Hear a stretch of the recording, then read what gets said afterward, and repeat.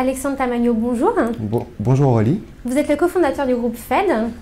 Vous avez réalisé donc en 2014 plus de 20% de croissance. Comment expliquez-vous ce résultat? Tout d'abord, le groupe est spécialisé sur l'intérim et le recrutement à travers 10 marques. On est le seul acteur sur le marché à avoir ce positionnement et à avoir dès le début décidé de s'adresser non pas à travers une marque, mais des marques spécialisées par métier. Prévoyez-vous d'étendre vos activités à d'autres domaines? Oui, alors le développement du groupe Fed s'articule autour de 4 points. Le premier déjà étant de développer les marques qui existent. La seconde partie sera de s'implanter sur d'autres territoires, puisque nous sommes présents, comme je vous le disais, sur 7 régions et nous ne sommes pas encore présents dans l'Est de la France. Le troisième point sera d'ouvrir des nouvelles marques. Nous ne travaillons pas sur le recrutement dans le secteur de l'informatique, qui est quand même le plus gros recruteur en France, ou encore dans le secteur de la santé.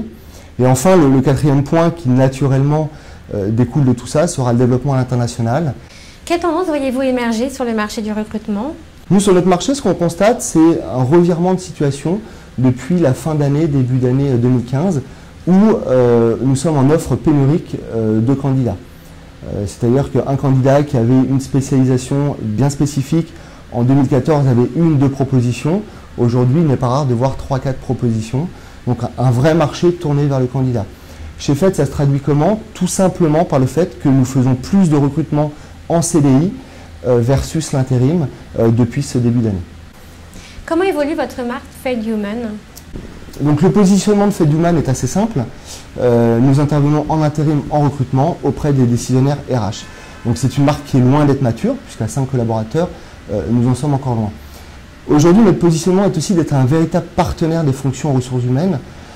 Ça veut dire quoi? Ça veut dire que de plus en plus, nos clients nous appellent pour du conseil et notamment des études que nous pouvons réaliser en partenariat avec nos candidats ou avec nos clients sur la dernière étude que nous avons réalisée, l'étude d'impact de la fonction des ressources humaines.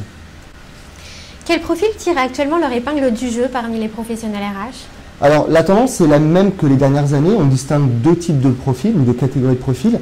La première sont les profils très généralistes, avec une demande très forte sur le droit social, la connaissance du droit social. La deuxième partie concerne des fonctions beaucoup plus spécialisées, comme la GPEC par exemple, ou encore la compensation et bénéfice, pour le dire en français.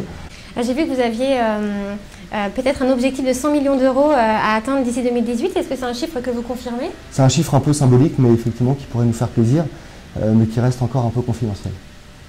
Alexandre Tamagno, merci beaucoup. Merci.